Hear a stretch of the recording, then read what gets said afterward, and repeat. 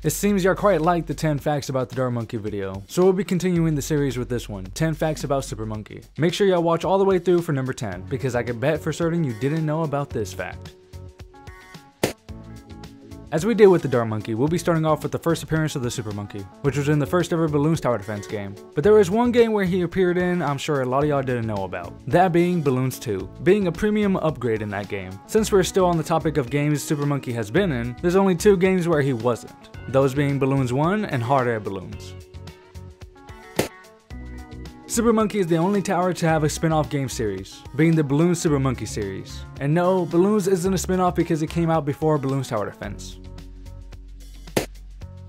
Super Monkey is the only tower from Bloons Tower Defense 1 not to be primary, and the only one to have kept its exact name ever since. Let's go over the art design for Super Monkey. From Bloons Tower Defense 1 to 3, he kept the same base visual throughout all those games. But in Bloons Tower Defense 4, he finally gained his iconic cape. Bloons Tower Defense 5 designs made it more simplistic compared to BTD4, while also finally introducing illustrated art for each upgrade. Bloons Monkey City changed the art style slightly by giving him more human-like eyes. BTD6 has one minor change that I'm sure a lot of y'all have not noticed, which is a symbol on his chest changing from the letter B into a dart. Bloons Pop gave the Super Monkey eyebrows, and what I think to be the biggest change of them all is his changes in Bloons Super Monkey Mobile, where you can see the Super Monkey has blue eyes, spiky hair, a banana buckle, and dart shooting devices on his wrist. This is a huge change for the Super Monkey, and I'm curious to see if they keep this look going on in future installments.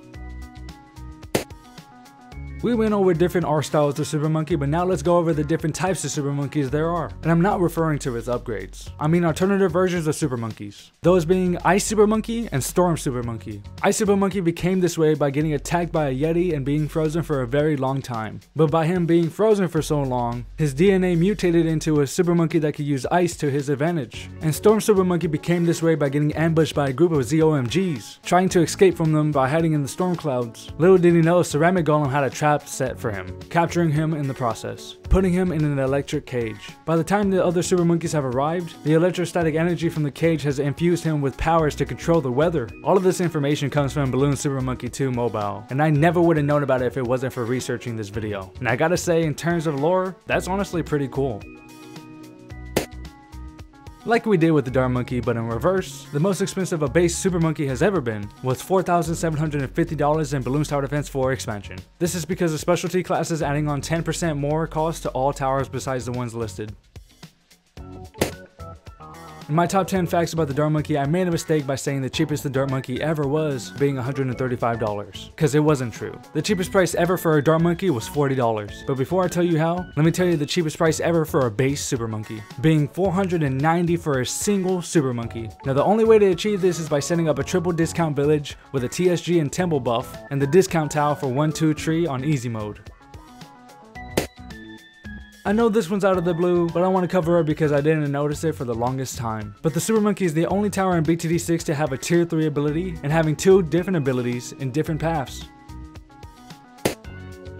Not only is the Super Monkey very popular in our world, he's also very popular in the Bloonsverse as well, having many things tied to him. Let's go over them, shall we? He has 2 clubs about him, those being the Super Monkey Fan Club and the Plasma Monkey Fan Club, 2 different villas in Bloons Monkey City, his own Super Monkey Lair in BTD5, 2 maps named after him, those being Super Monkey Lane from Battles 1 and Super Monkey Villa from Bloons Adventure Time, and last but not least, 2 powers / special agents, those being Super Monkey Storm and Super Monkey Storm Pro in BTD5.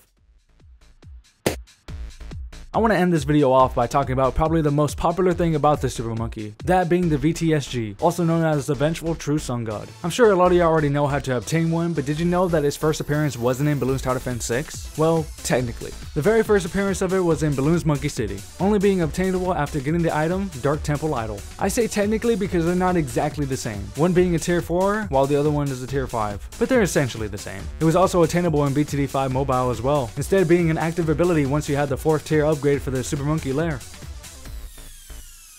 And those are 10 facts about the Super Monkey. If there is a fact you didn't know, let me know in the comments. Also, if you enjoyed today's video, please consider liking and subscribing. It'll really help out my channel a lot and lets me know you would want to see more videos just like this one.